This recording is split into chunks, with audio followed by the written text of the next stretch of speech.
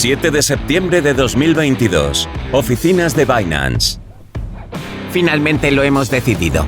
Para mejorar la liquidez de nuestra empresa y proteger a nuestros usuarios, de ahora en más, solo utilizaremos BUSD como stablecoin. Afirma Changpeng Zhao, el fundador de Binance. Es hora de independizarnos de USDC, USDP y USDT. 29 de agosto de 2022. Twitter. El creador de protocolo Maker, Rand Christensen, anuncia que la stablecoin DAI podría suspender su paridad con el dólar y fluctuar libremente. Tenemos que acabar con el 1 a 1 de DAI con el dólar. Así seremos realmente descentralizados. 1 de enero de 2002. Argentina. El presidente Duhalde anuncia: el que depositó dólares recibirá dólares. ¿Qué está pasando con las monedas estables?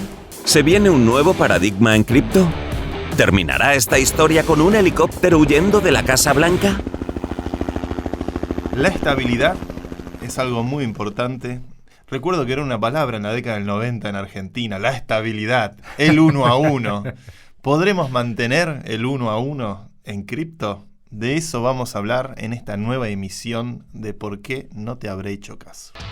Hola, soy el español que hablas,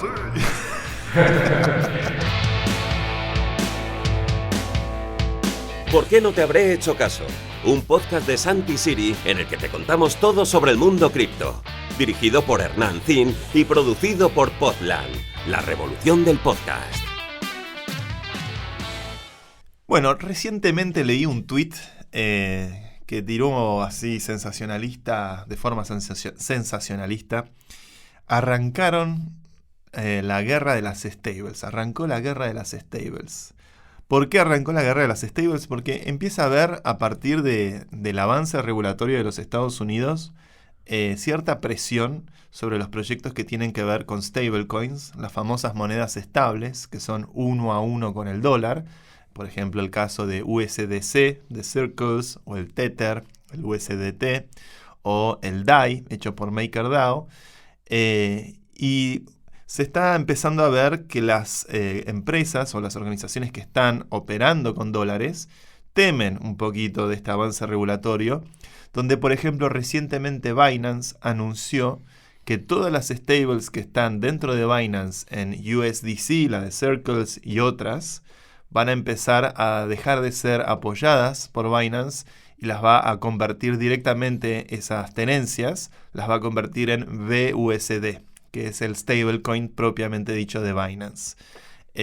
Por lo cual, todos los que tengan su USDC dentro de Binance se van a encontrar que no lo van a tener más y en cambio van a tener la moneda, el stablecoin, que usa Binance para operar con dólares dentro del blockchain. Otra novedad en este sentido que es bastante interesante de mencionar, uno de mis proyectos favoritos de DeFi, de cripto y de stablecoins de la primera época, que es MakerDAO, este proyecto de una stablecoin descentralizada como el DAI, que usa Ether y otros activos como colateral. De repente vio en su foro un posteo de Rune, el fundador de MakerDAO, sugiriendo romper la paridad 1 a 1 del DAI con el dólar. Como si fuera la convertibilidad menemista, que era el famoso plan económico de Domingo Cavallo del 1 a 1 del peso con el dólar, terminar con esa convertibilidad, porque eso sugiere que puede haber un riesgo de que se interprete al DAI como manipulación de dólares, y donde hay manipulación de dólares, aparece el tío Sam. Entonces, todo lo que contribuya a despegar el DAI de la percepción de que se trata de dólares y no que es una moneda estable y demás, todo lo que contribuya a despegar esa percepción de asociar al DAI con el dólar, ayuda a construir un mejor caso de defensa del DAI como un proyecto soberano e independiente del dólar estadounidense. De hecho, el DAI para mí tuvo la inteligencia de no usar USD en su sigla, en su ticker, como si usa USDC o USDT, que ya, para que te des una idea, 15 años atrás, antes de las criptomonedas, en la era antes de Satoshi, había un proyecto de criptomoneda, no, de moneda tradicional, de moneda de plata, que se llamaba el Liberty Dollar. Ajá. El Liberty Dollar fue parte de un movimiento de monedas comunitarias que se emitían en localidades rurales o en pueblos en los Estados Unidos para lograr una economía local que premia el trabajo local, los mom and pop shops. Y se generó un Liberty Dollar, que era una moneda de plata, que usaba el patrón plata para poder respaldar esa moneda, y que tuvo una circulación de más de 10 millones de dólares. El FBI, si bien en Estados Unidos es legal emitir tu propia moneda, está constitucionalmente protegido que puedas emitir tu propia moneda, terminó atrapando a la gente del Liberty Dollar porque pudieron probar en un juicio que una persona común y corriente confundía la moneda del Liberty Dollar con la moneda del dólar tradicional.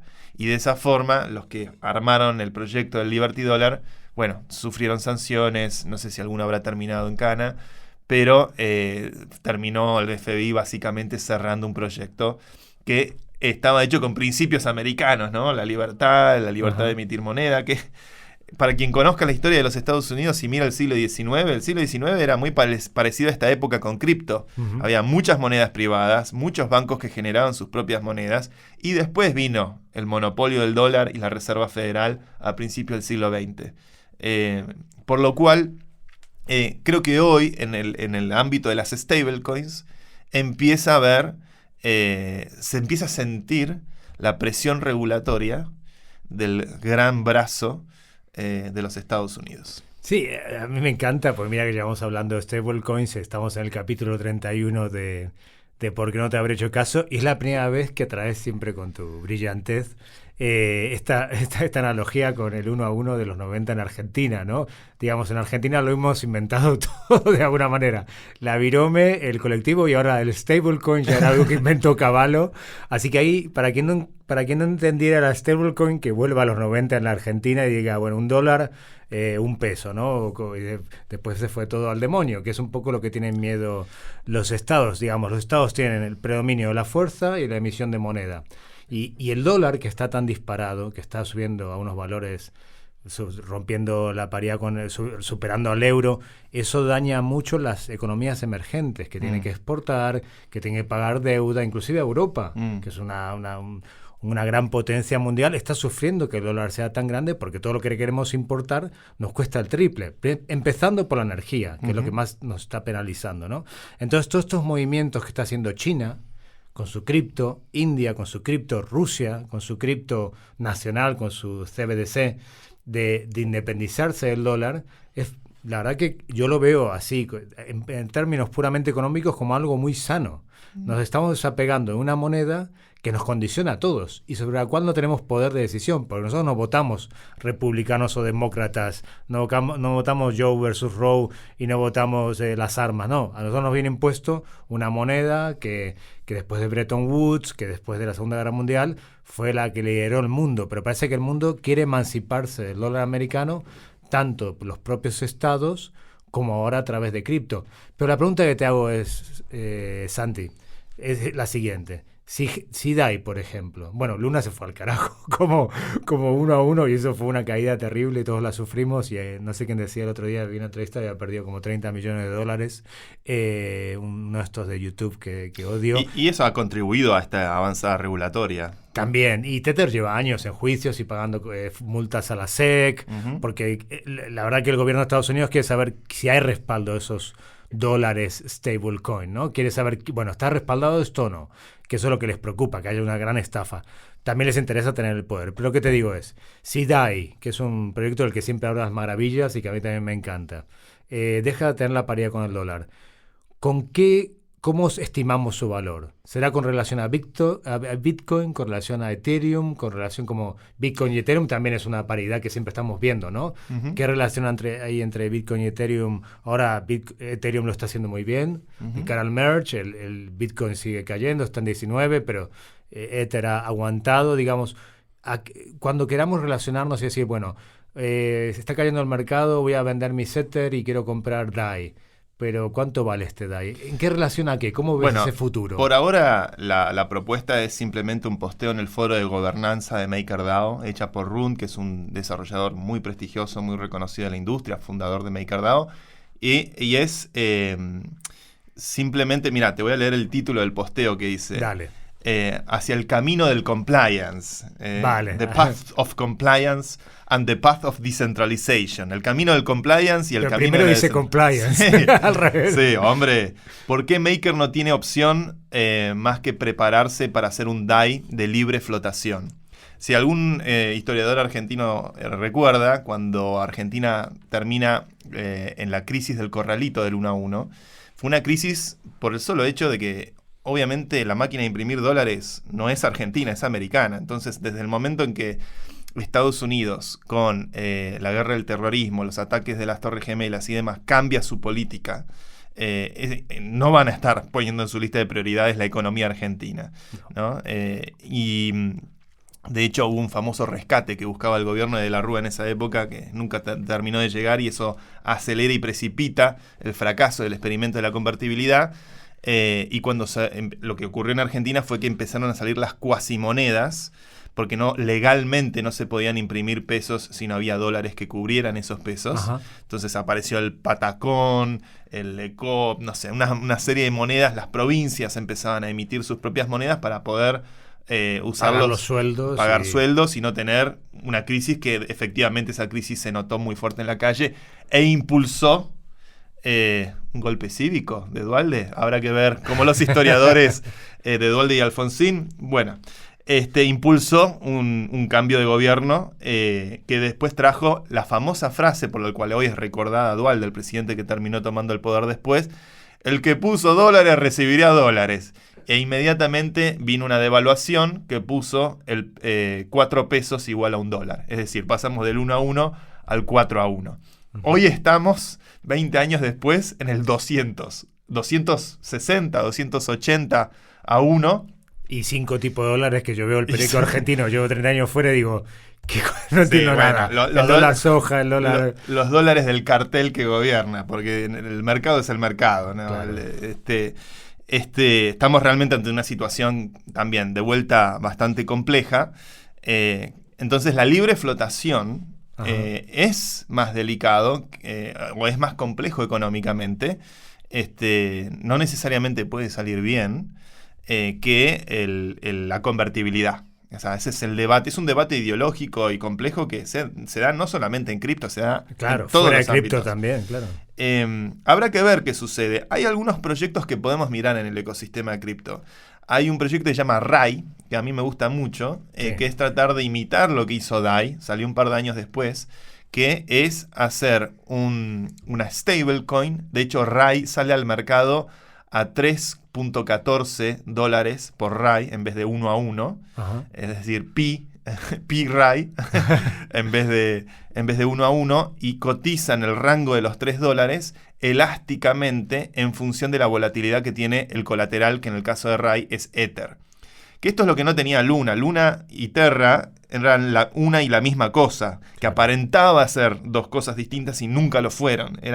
Los algoritmos de uno y de otro dependían directamente. Era un falso colateral Luna respecto a Terra, y esa es la estafa Ajá. que se llevó adelante. Pero en el caso de DAI, en el caso de RAI, el colateral en el caso de RAI es Ether, en el caso de DAI es Ether, Bitcoin. Tiene USDC, que es una de las críticas que se le ha hecho a MakerDAO. El día que aceptaron USDC como colateral, fue como aceptar el dinero regulado, el dinero de los bancos. Por lo cual ahí algunos argumentan que DAI perdió un poco de la magia de realmente hacer un proyecto soberano por fuera del control de los Estados Unidos. Pero bueno, ellos fueron en pos de diversificar la canasta de colateral.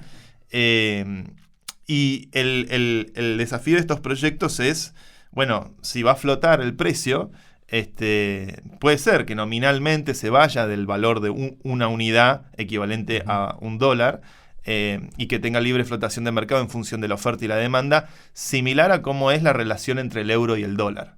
El euro ahora está sufriendo una devaluación respecto al dólar. Durante muchos años el euro valía más que el dólar, y siempre tuvo un aspecto de libre flotación donde hay momentos más auspiciosos para Europa, hay momentos menos. Ahora es un momento particularmente bastante difícil con la guerra en su frontera. Pero bueno, estamos ante un pedido de parte del fundador de Maker de repensar justamente este elemento de paridad. En el posteo arranca con algunos puntos, está bueno esto, en lugar de leer todo el posteo que es muy largo, pone un too long didn't read. Cuando alguno ve en internet las siglas TLDR, quiere decir too long didn't read. Es para los que no quieren leerlo todo y quieren leer simplemente los puntos básicos. Dice que Rune, que básicamente la ambición regulatoria después del 9/11, después del 11 de septiembre, el ataque a las Torres Gemelas, la política de Estados Unidos ha sido o estás con nosotros o estás contra nuestro. Es bastante difícil de ir en contra de ellos, sobre todo porque ahí avanzó también un aparato de espionaje, avanzó también un brazo mucho más agresivo respecto a los derechos individuales de la gente. Él considera que es importante para el ecosistema DeFi realmente poder probarse a sí mismo sin la dependencia de los que son las finanzas tradicionales, las finanzas legacy, y en algún punto la paridad 1 a 1 con el dólar es seguir manteniendo el status quo del dólar como moneda hegemónica en el mundo, como unidad de precio de medida de todas las cosas en el mundo, y empezar a romper con esa medida, con ese rol hegemónico del dólar es importante. Cree que puede haber crackdowns cripto de un día para el otro, que pueden ser totalmente inesperados. Entonces, en ese sentido, levantar las barreras de defensa que ayuden a mejorar el caso de DAI es importante, porque además DAI es una de las pocas stablecoins que, al ser descentralizada, también carece de la función de blacklisting. Ajá. No tiene la función de blacklisting que sí tienen las centralizadas, porque tienen que ser compliant con los Estados Unidos, como el USDC o el Tether, donde si de repente quieren confiscar tus fondos, se puede hacer eso a la distancia. De hecho, tengo cuentos de algunos colegas, por ejemplo, que recurrieron a Tether para poder desbloquear dinero que estaba atrapado en un contrato, y Tether por izquierda puede blacklistear esos activos y recomponer el activo en una wallet nueva para quien desea recuperar fondos que están efectivamente bloqueados, y obviamente después de hacer un análisis exhaustivo del código. Esto ha ocurrido y puede ocurrir, y está bien, es parte del soporte técnico que brinda Tether como proveedora de una stablecoin, que es muy parecido a ser un banco básicamente. Pero en el caso de DAI, es un proyecto que nace con el ethos criptoanarquista de construir realmente un proyecto de moneda estable, solamente usando contratos inteligentes y sin la dependencia de puntos de centralización, como es tener dólares reales en una cuenta bancaria y arbitrar con eso. El dólar real no existe en el ecosistema de MakerDAO, sino que trata de mantener esa paridad a partir de usar colaterales criptográficos. Es un posteo interesante el de Rune. Mucho, muy disruptivo, claro. Habrá que ver cómo avanza esa discusión económica. Pero a mí me pasa mucho esto, que a medida que sigo estos proyectos me doy cuenta de la ventaja de ser argentino. Porque ya entendés todo lo que viene. Porque nos están tratando de enseñar sobre lo que ya vivimos. Claro. Y en algún punto creo que eso también explica por qué hoy Argentina es definitivamente el Crypto Nation por excelencia. Sí, a pesar de que se cumple un año de El Salvador, que ya hablaremos en un rato, de la opción de Nayib Bukele y que, bueno, haremos un somero análisis y una reflexión sobre qué ha sido lo bueno y lo malo de ese cambio que tanto ruido hizo, que enfadó tanto al FMI y parecía que iba a ser un efecto dominó con Paraguay, con otros países. Argentina jugueteó con la idea, pero al final no ha calado en ningún lado del mundo, salvo que en El Salvador. Pero bueno, tiempo al tiempo, todo lo veremos. El tema es el siguiente. Yo creo que es bueno para el mundo desapegarse del dólar. Porque ¿qué hace Estados Unidos? Ahora que viene la recesión, va a ser el primero en salir, porque puede emitir moneda, porque maneja el mundo, pero va a salir rápido la recesión, pero a costa de que los demás salgamos mucho más tarde y muy tocados, ¿no? Ellos, yo creo, para 6 meses, 7 meses, 8 meses, estarán de vuelta fuera de una recesión técnica y, bueno, y la pasarán, y están midterm elections, que parece que los demócratas pueden llegar a mantener la mayoría en el Senado. Entonces, para Estados Unidos es fácil, imprime más y hace subir el valor del dólar, pero jode a media humanidad. Entonces, sería mejor un mundo sin dólar, sin que el dólar fuera la moneda por excelencia. Pero ¿cuál es la referencia para...? Esa es la pregunta que yo me hago. China en abril ya lanzó su CBDC, su yuan electrónico, ha sido el primer país en hacerlo. Según un estudio tardará 5 años en que el 10% de las divisas ya sean electrónicas. Y bueno, es una forma también de tener más controlada a la gente, a los pequeños negocios, de evitar el lavado de dinero. Ya han hecho su gran campaña anti-Bitcoin, anti-cripto, ya han echado a todo el mundo. Digamos, China ha dado el primer paso, ahora lo está siguiendo India con mucha fuerza, Rusia por las sanciones, está usando mucho Bitcoin y va a crear también su propia moneda electrónica nacional, su propia blockchain nacional. Entonces, en ese sentido me parece atractivo el mundo que viene. Me parece que es un mundo, va a ser más justo y más descentralizado, y es el mundo de las polis, Estado.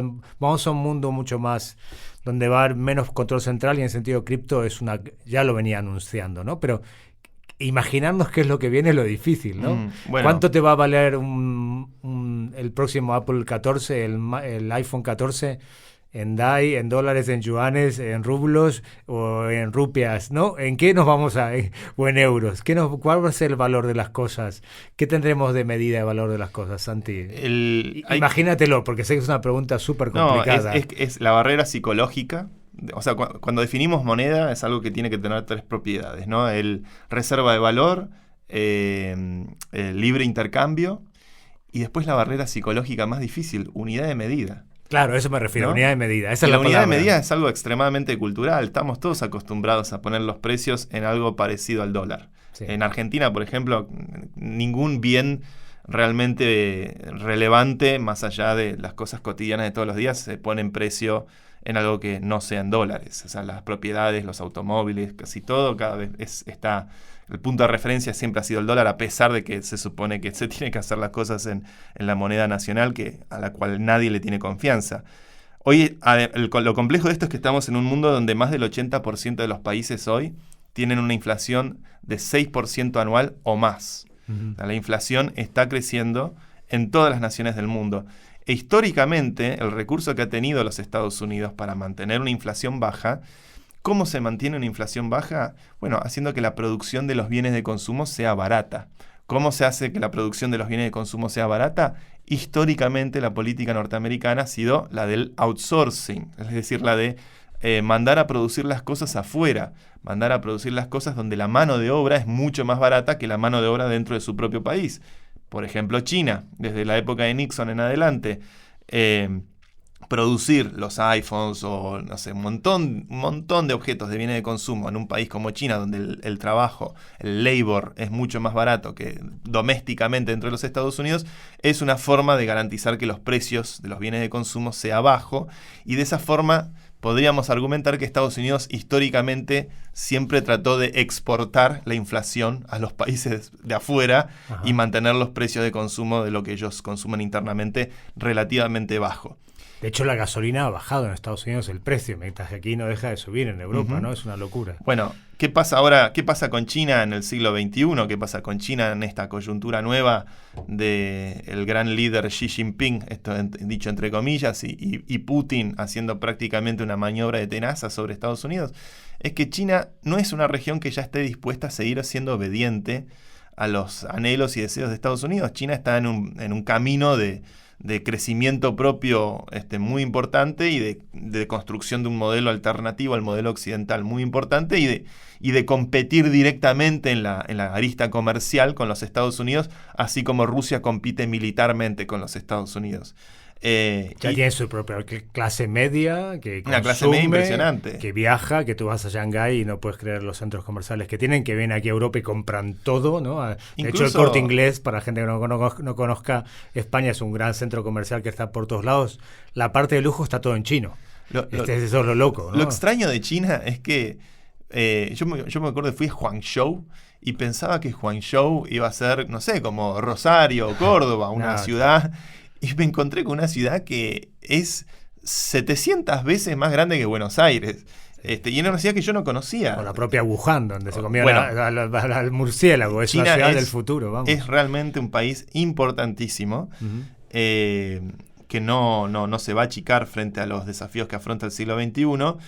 Y lo que estamos viendo a partir del conflicto que se desató en Ucrania es, por ejemplo, cuando SWIFT, el sistema SWIFT que se usa para el settlement bancario en transacciones internacionales, impulsado históricamente por Estados Unidos, cuando Biden decidió sacar de un plumazo a Rusia, sancionarla y sacarla del sistema SWIFT, Rusia dijo, no hay problema, señores, nosotros tenemos nuestro propio sistema, nuestra propia alternativa al sistema SWIFT, y lo que empezamos a ver en este último tiempo es que India, por ejemplo, se sumó al sistema SWIFT de los rusos.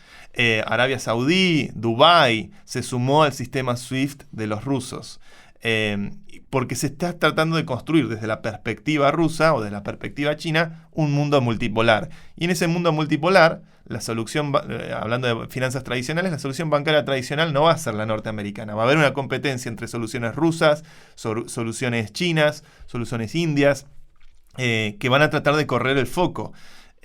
Rusia también empezó a exigir que se paguen los contratos de energía en rublos y dejar de respaldar esos contratos en dólares o euros. Entonces, también es esta posición que se está amenazando a Estados Unidos. Y Estados Unidos no pareciera tener a alguien al mando, francamente. De repente se le retó a Nancy Pelosi y va a hacer una visita a Taiwán, levantando las tensiones con China y abriendo un potencial segundo frente. Y la verdad que no es una movida muy audaz. Biden se ve que él se supone que no quería que vaya Pelosi, y las autoridades militares no querían que vaya Pelosi a Taiwán. Y la señora se mandó. Hemos hablado aquí en profundidad. Claro. Entonces, estas tensiones se perciben cada vez más fuertes. Y cripto, que es la tercera vía, ¿no?, que hablábamos en el programa pasado, no es ajeno a esto. El avance del brazo regulatorio se ha sentido en este verano, con lo que ha ocurrido con Tornado Cash, con lo que ha ocurrido con algunos exchanges y demás. Y creo que siempre ha sido una actitud muy sana de la industria ser adversarial, como tener una mente siempre tratando de anticiparse a cuáles son los potenciales riesgos o flancos de ataque que pueden sufrir los sistemas que estamos tratando de construir de forma descentralizada, y tratar de generar resiliencia en estos sistemas. Por eso el posteo de Rune en MakerDAO es importantísimo, porque abre una discusión de realmente cómo emancipar el concepto de stablecoin definitivamente del dólar. Y bueno, hay experimentos, ¿no?, como el RAI o como otras stables que han intentado realmente no tocar el dólar en ningún aspecto. Cosas que ha hecho bien DAI es también tener un loguito amarillo, por ejemplo. No si siquiera usar el color verde dólar.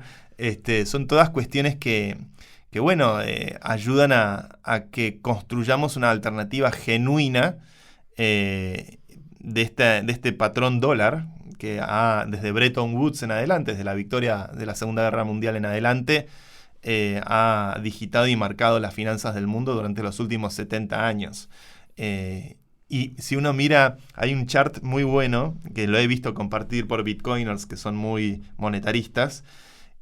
Las hegemonías de monedas a nivel global duran en general un promedio entre 70 y 100 años, no duran más que eso. Mira. Antes del dólar estadounidense estaba la libra esterlina. Antes de la libra esterlina, hay que irse... Lo que sea, sí. Franco francés, o la lira turca, o lo que fuera. Exactamente. Pareciera que estamos en los días finales. Te voy a contar algo. Contame. Que me contaba mi abuelo. ¿Qué te contaba? Mi abuelo, que en paz descanse, murió ya hace muchos años, vivió hasta los 102, wow. Tata, Ricardo Siri, fue embajador argentino durante la Segunda Guerra Mundial en la embajada en Londres. Él representaba a la Argentina en la misión para Polonia. Polonia, con un gobierno en el exilio por la invasión de Hitler, tenía su cuerpo diplomático en Londres. Entonces, mi abuelo, en la Segunda Guerra Mundial, vivió en Londres entre el año 40 y 45. En esa época del mundo, sufriendo la tiranía y sufriendo la dictadura de Hitler, mi abuelo siempre me contaba, estábamos en el cóctel en la embajada y sonaban las alarmas y bajábamos, caían los misiles y después volvíamos a subir con total, con la naturaleza de un hombre mayor que ya está más allá de todo. Él me contaba que en esa época en la embajada argentina en Londres, la gente se abarrotaba en la embajada argentina para cambiar las libras esterlinas por pesos argentinos. Wow. Esto quedó totalmente en el olvido del imaginario de lo que fue la Argentina. Éramos la séptima potencia del mundo, ¿no? Argentina alimentábamos a España. Era todavía una potencia, era un país de sueños, de optimismo, con mucho más futuro que pasado, y era un país hasta ese momento que tenía la percepción del mundo desarrollado como uno de los países más ricos y con moneda más fuerte del mundo. El peso argentino en ese contexto, en ese momento de conflicto en Europa, cotizaba con una prima del 10% con respecto al dólar y a la libra esterlina. Y los ingleses querían deshacerse de la libra y tener pesos argentinos. Fíjate cómo cambia la historia. Esto me lo contó, mi abuelo estaba ahí parado, estaba ahí diciendo, muchachos, esperen, vengan de a uno. Y hoy es una realidad tan diferente. Entonces, en 70 años el mundo puede cambiar drásticamente, y no me sorprendería que de este momento que estamos hablando ahora, que nuestros oyentes nos están escuchando, la realidad que vivamos dentro de 70 años sea una muy diferente, donde el punto de referencia de lo que es valioso, yo creo que probablemente deje de ser algo como el dólar o el papel moneda en general, y seguramente yo creo que va a ser algo más ligado al avance de estas nuevas tecnologías que son más seguras, son más robustas, y que en última instancia terminan empoderando a las personas de realmente poder hacerse de su valor económico y de defender ese valor que generan del brazo confiscatorio de grandes bancos y del Estado. Sí, aparte, como decimos siempre aquí, todo lo que está pasando se lo han ganado a pulso los políticos, no de Argentina, sino de muchos países con elecciones erróneas. Si Trump llega al poder es porque el Midwest y el Rust Belt de los Estados Unidos se empobreció muchísimo por esta política de outsourcing que benefició a unos pocos empresarios que hicieron 1.000 millonarios, pero no benefició a la gente, que todo se exportara y que todo se produjera en China, en India.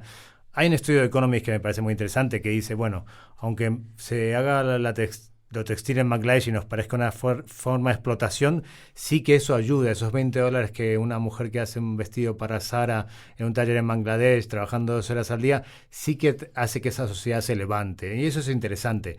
Pero también perjudica mucho a los países, bueno, la Unión Europea, Estados Unidos. El outsourcing es la propia trampa, hacerse trampa a sí mismo, ¿no? Pero al final lo que te trae es un populista como Trump, porque la gente se ha quedado sin trabajo, hay medio Estados Unidos devastado. Yo estuve en Detroit haciendo un reportaje para el país cuando quebró, cuando estuvo a punto de quebrar. Y estaba la mitad de la ciudad vacía. Sí, he estado en Detroit. Y en Detroit, que era la gran meca de la automoción en Estados Unidos, bueno, se empezaron a hacer a comprar coches muy baratos y hacerlo muy bien en Corea. Bueno, primero fue Japón, después Corea. Y eso desapareció, esa industria, y eso eran edificios y edificios vacíos. Y bueno, la gente muy enfadada, ¿no? La gente diciendo, ¿por qué mi gobierno permite que para que el dueño de General Motors gane más dinero, los accionistas, yo me quede en la calle, ¿no? Y décadas después viene un populista como Trump y agarra a toda esta gente y dice, ahora nos vamos a vengar. No se ha vengado de nada, no ha hecho nada con China, es todo un bluff, porque todo lo que hace Trump es un bluff, pero bueno, no ha sido una política de inteligencia a largo plazo. La de sí ha beneficiado a China, a Bangladesh, a la India, tener, aunque sean miserables sueldos, pero sí que les ha permitido acceder a tecnología, a sistematización de trabajo, a, bueno, $20 al mes, que es algo para la gente de ahí, pero a los países del norte sí que los ha perjudicado mucho con una mirada histórica, ¿no? Y el imperio, al final el imperio romano lo que hacían, tú lo sabes muy bien, que era ir rompiendo las monedas y cada vez eran más pequeñas porque iban perdiendo el valor, ¿no? Sistemático. Eso está en la decadencia de Atenas y del auge griego, tuvo que ver también con la manipulación de la moneda, la generación de inflación. Son problemas históricos y recurrentes. Que anuncian la caída de los imperios, ¿no? Yo creo que Estados Unidos está en su ocaso, a partir del 11S y la política de Bush, en su ocaso ya Trump, si vuelve en 2024, nos olvidamos de Estados Unidos, va a ser muy divertido, pero va a ser un país que va a caer en picado con semejante personaje al frente de la Casa Blanca otra vez. Bueno, y viviremos en un mundo multipolar. Ya hemos vivido en un mundo multipolar. En realidad la mayor parte de la historia ha sido multipolar. Recordemos el momento de los no alineados con Nehru, ¿no? Que se aspiraba a una tercera vía que no fuera ni el comunismo ni el capitalismo. Ha habido experimentos en el pasado fallidos, pero siempre se ha buscado salir de estos corsets que en el fondo solo benefician a unos pocos. Recordemos que y yo soy capitalista, liberal, digamos, no tengo ninguna intención aquí, pero que el 2% o 3% de la población mundial tiene más que el 98%. Y esto entonces es un sistema que por alguna razón, por la oligarquía de amigos o por algo no está funcionando. Si no sería mucho más equitativo, ¿no? Hablemos de la semilla salvadoreña. Cuéntanos, sí, ¿cómo lo ves tú, grande maestro? ¿Qué pasó ahí en Salvador? ¿Funcionó o no funcionó? Bueno, es ahora que está cruzando el Rubicón Bukele, ¿no? Porque después de un año, claramente está en números rojos. Sí, bueno, ¿no? sí, la COP fue un poco el Michael Saylor que tuvo que renunciar de... Lo corrieron a Saylor de MicroStrategy después de haber casi patológicamente haber puesto todos los recursos de la empresa compró en Bitcoin. 64 también, uno también tiene un poco de cabeza, ¿no? There is no second best. Haber comprado Ethereum, mira. La colonización de los bitcoiners de El Salvador es sin duda un experimento más que interesante. A mí no me parece descabellado. Creo que cualquier plan que tenga que ver con bitcoinizar la economía, la principal variable o el principal recurso con la que tiene que pensar ese proceso de transformación de la economía es justamente aquello que hace a Bitcoin único, que es la energía. Una de las cosas más interesantes que creo que había anunciado en su momento Bukele era usar un volcán para poder generar energía que permita minar y con eso construir reservas. Yo creo que esa estrategia es mucho más audaz e inteligente que directamente ir a comprar a precio de mercado el activo, que en ese momento puede ser un momento de alza, y en los momentos de alza todos queremos comprar, por eso es un momento de alza. Pero bueno, ahora con el bear market y con la contracción del precio de Bitcoin, que estamos viendo esto, que Bitcoin está un poco más débil en la performance con respecto a Ether, pero bueno, no es necesariamente algo que critica el Bitcoin. Creo que hay mucha expectativa con Ethereum porque Ethereum tiene mucha utilidad. Ethereum se usa para correr contratos inteligentes. Bitcoin es simplemente una reserva de valor y tiene este vínculo con la grilla de energía que es interesante. Pero bueno, ahora Bukele, él ha tratado de llevar calma a la gente diciendo esto es de largo plazo. Esto es algo que simplemente hay que mirarlo con horizontes de tiempo largos, lo cual me parece prudente, me parece bueno. Es difícil en un país tercermundista hacer políticas de largo plazo. Totalmente. A menos que seas una pseudo dictadura donde vas a poder ser presidente muchos años, que tal vez sería el caso de un país como El Salvador. Pero bueno, yo la verdad es que anhelo que salga bien ese experimento porque esa semilla, si sale bien, va a repercutir en la región, va a repercutir muy fuerte y de forma muy contundente. Tal vez sería bueno, porque financieramente es bueno pensar así las cosas, que se diversifique en más alternativas. Claro, eso sería. Que solamente one coin to rule them all, como la idea de que Bitcoin es la única que funciona, me parece que es una idea que está cada vez perdiendo más fuerza, me da la sensación. Bueno, Vitalik habló esta semana en una entrevista muy interesante de, los mineros, lo que generan en fees los mineros de Bitcoin fueron $200,000 en una semana y lo que generaron los de Ethereum fueron 2 millones. Me estoy equivocando en las cifras, pero es así. Pero es exponencialmente mayor. Entonces, el proof of work entre el proof of stake, la prueba de consenso frente a la prueba de trabajo, no solo es más ecológica, sino que también va a generar tarifas y beneficios para quienes participen mucho más altos que el proof of work, más con como está ahora la energía. Y aparte yo siempre te lo digo de corazón, creo que Bukele podría usar esa energía para darle luz a gente que no tiene El Salvador, que vive con una vela en su casa, ¿no? También hay un debate muy interesante, ¿no? Es particularmente en el contexto de crisis de energía que hay, el merge no podría ocurrir en una coyuntura en un mejor momento, claro. Porque ahorrarse toda esa energía para poder validar transacciones y que todo ese valor económico que iba a incentivar a los mineros para que validen transacciones, ahora ese valor económico, ese gasto, va a ir a todos los holders que tienen Ether, o sea, a todos los que participan de la red. Y uno de nuestros, la verdad que yo os quiero mucho a todos los que nos escucháis, que sois muchísimos, escuchan sobre todo al maestro Siri, yo aquí hago de frontón de su brillantez, pero uno de nuestros seguidores que nos escribe muchísimo puso en Twitter, bueno, pero si yo soy, digamos, ¿dónde está la descentralización?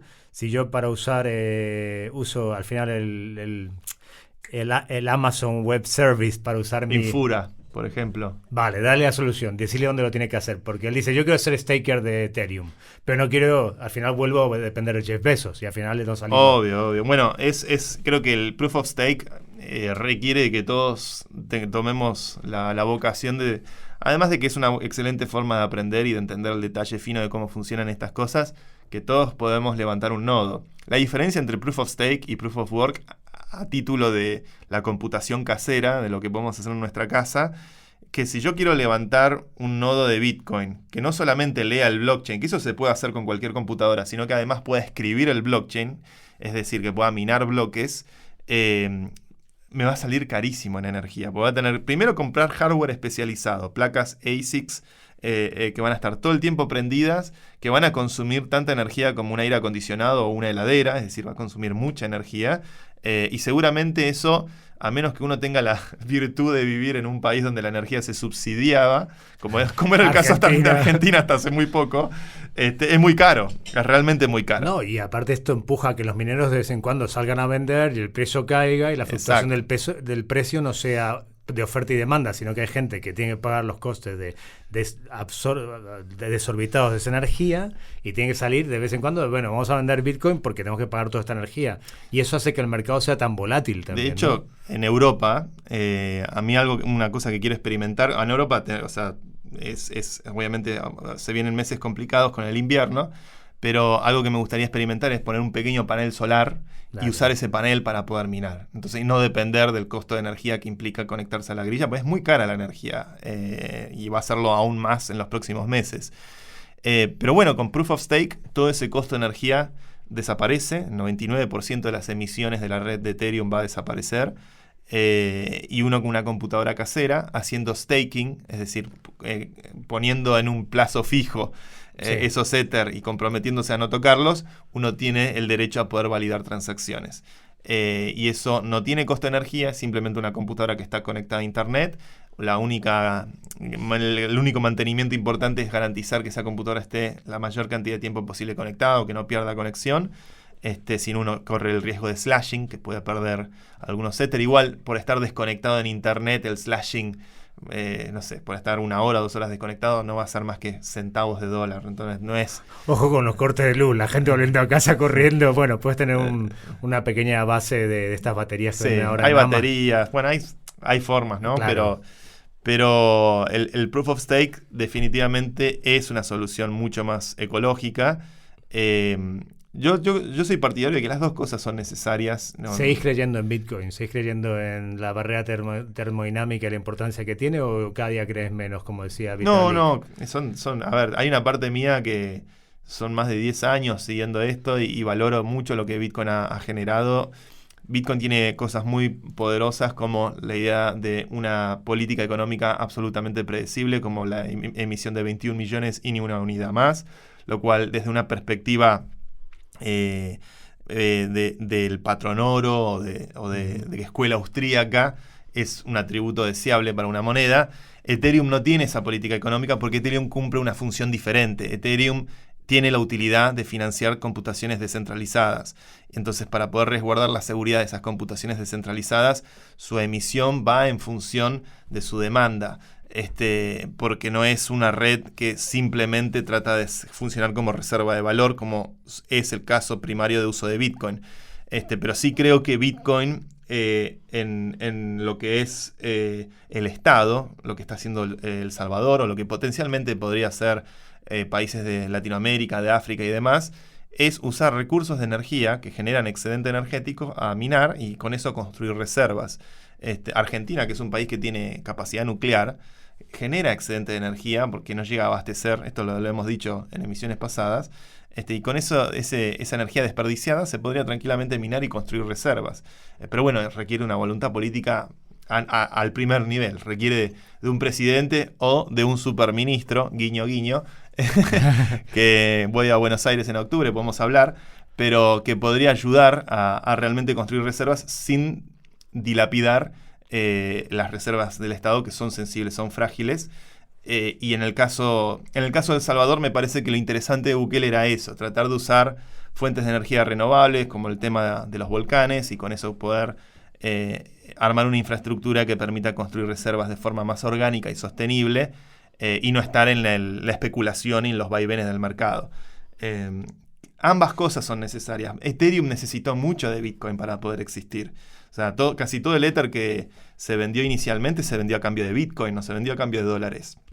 Se retroalimentan las dos redes, y la convivencia entre una red Proof of Work y Proof of Stake, me parece que ambas generan un efecto, una simbiosis que para esta nueva economía va a ser fructífera. Necesitamos definitivamente oro digital, un patrón de oro al estilo como propone Bitcoin, y necesitamos definitivamente de una criptomoneda que tenga el nivel de utilidad y de programabilidad que tiene Ether. Yo he tratado, porque sé que en los últimos años, en esa cosa de la fe de los conversos, ¿no? Porque yo venía del palo Bitcoin desde muy temprano. Cuando me enamoro de Ethereum, podemos decirlo así. Es un amor muy profundo. Que es realmente una tecnología maravillosa por su comunidad, su gente, sus proyectos, sus ideas, etcétera, etcétera. Obviamente en eso uno tiende con la nueva novia, a decir qué mala era la novia anterior, ¿no?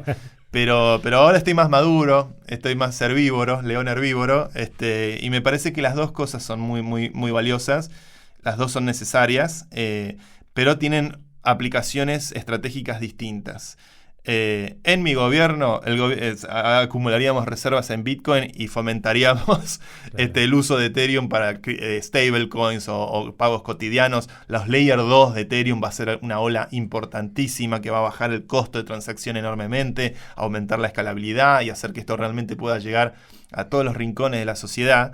Y el uso de Bitcoin más estratégico es como acumular oro, es como minar oro. Y esa escasez criptográficamente inducida hace que al menos desde mi perspectiva, es un bien más que interesante. Así que el invento de Satoshi Nakamoto, como diría nuestro nuestro locutor, lo hemos rebautizado aquí, lo llamamos como queremos porque somos libres, de Satoshi Nakamoto, ha evolucionado mucho. Él siempre tendrá el valor, sea quien sea, de ser un genio que lo entendió y que vio el futuro, ¿no? De alguna manera, y creó toda esta red que ahora ha evolucionado muchísimo. Y yo la pregunta que te hago es la del millón, que aquí nos vamos a ganar, o tú te vas a ganar a unos enemigos bitcoiners. ¿Va a haber un flippening o no? En algún momento es inevitable que haya un flippening, que al final sea tan útil Ethereum, que tenga más valor y para la gente que no sepa lo que es el flippening, es que tenga más capitalización Ethereum que Bitcoin, que hasta ahora Bitcoin es como el dólar dentro del mundo, ¿no? Y si ponen en TradingView, ponen Bitcoin Ethereum, pueden ver la relación, que es algo que mucha gente analiza. Mucho eso. Hay que ver yo lo veo todas las semanas para ver dónde estamos, ¿no? El par ETH-BTC, que ahora está en 0.08. Yo creo que va a haber flippening. En ese sentido me parece... A ver, si miramos el ranking de qué es lo que genera más fees, los famosos crypto fees, hay una página que rankea. Sí. Me acuerdo cuando ese ranking comenzó, Bitcoin siempre estaba primero, y bueno, estaba Ethereum y algún que otro contratito inteligente, aparecía Lightning Network, aparecían cosas más esotéricas. Hoy entras a crypto fees, el top 10 son todos contratos inteligentes de Ethereum y Ethereum. O sea, Bitcoin ya no entra ni en el top 10 en generación de fees, es decir, en comisiones. Para que la gente lo entienda, ¿qué es un fee? Es una comisión que recibís. Comisión que se le paga en el caso de Ethereum a los mineros, o en el caso de, ahora será a los validadores después del merge, o en el caso de Uniswap a los que proveen liquidez. O sea, todos los protocolos tienen actores económicos que cobran alguna comisión por hacer algo que ese protocolo necesita. Y hoy casi todos los protocolos DeFi, los más importantes, Uniswap, Compound, MakerDAO, todos están generando más plata en fees a los que proveen liquidez o a los que aportan a esos protocolos que el propio Bitcoin. Bitcoin hace tiempo que dejó de estar en el top 10 de generación de fees en estas redes. Entonces ya casi que no queda ni una categoría en la que Bitcoin lidera, excepto la categoría de market cap, que que bueno, siempre aparecen nuevos participantes del ecosistema. Ya para mí es cada vez más risueño, te das cuenta en qué momento del despertar cripto está una persona en función de la opinión que tiene de Bitcoin. Yo creo que ya es una opinión novata en general, decir, no, Bitcoin, todo lo demás no.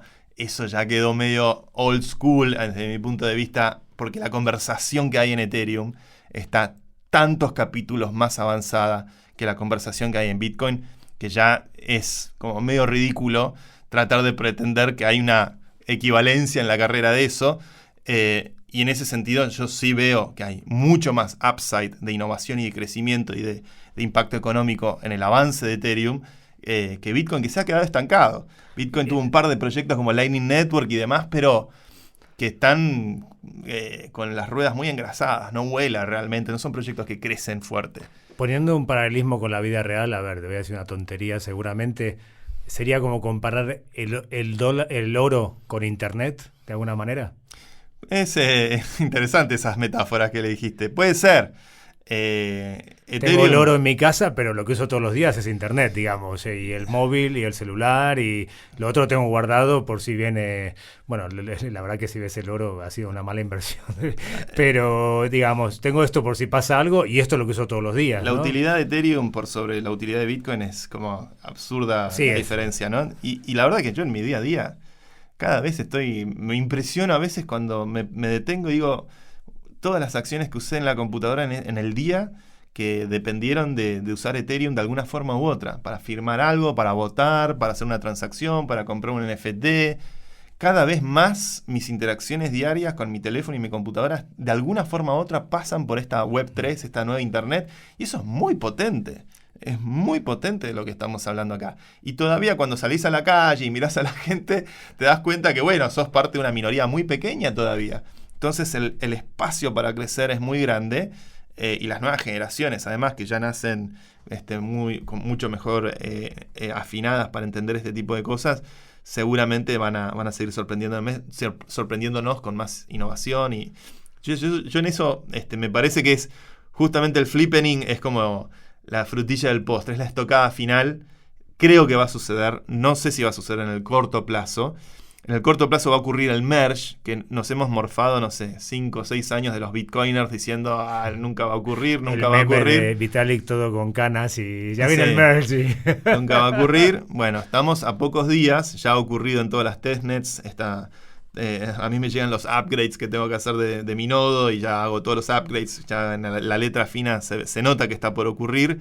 Y bueno, eso también creo que va a mostrar quienes hablaban en serio en las redes y quienes simplemente troleaban desde el más profundo desconocimiento de cómo se hacen las cosas. Bueno, esperemos que el merge salga bien, crucemos los dedos, que no haya, y cualquier cosa que salga mal se arregla. Ya tenemos un capítulo que el 28, que podéis ver ahí, episodio de ¿Por qué no te habré hecho caso?, donde el maestro Santi Siri, os cuenta todo de cómo estar preparados para para el merge, de no caer en ninguna estafa, de no volvernos locos, de esperar a ver cómo el precio de Ethereum, qué pasará, si es buy the rumors, sell the news, pero eso no es lo importante es que lo que está pasando en las testnet, cuando se pasen a la red principal y a las second layers y todo esto funcione bien y el ecosistema siga fluyendo, ¿no?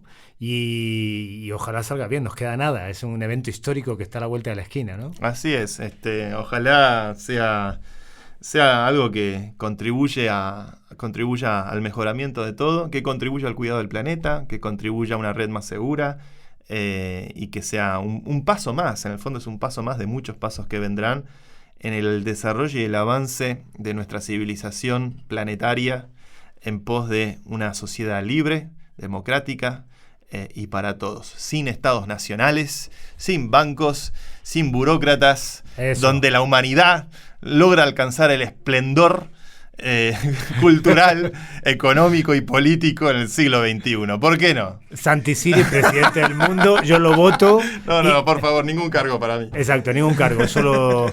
Una cosa, estamos preparando el ¿Por qué no te habré hecho caso? World Tour, que empezará por Argentina. Si todo sale bien, como ya anunciamos hace 2 capítulos, estaremos dentro de nada en Buenos Aires, estamos atando los últimos hilos y en el próximo episodio os podemos dar más novedades de ese viaje, ¿no? Se viene con todo el World Tour, Tour mundial, dado que se suspendió el recital de Justin Bieber, no importa, Vamos vos y yo. Llegamos nosotros y allí estaremos en Argentina muy pronto, así que estamos trabajando fuerte para eso.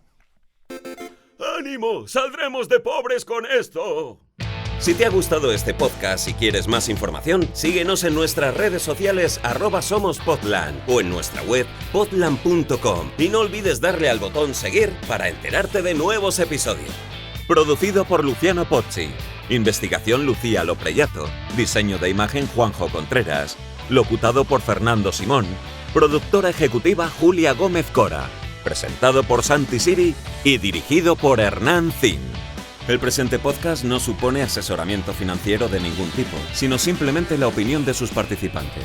Las recreaciones en él contenidas están basadas en hechos reales, pero son fruto de la ficción de los guionistas y del equipo artístico de Podland. Podland, la revolución del podcast.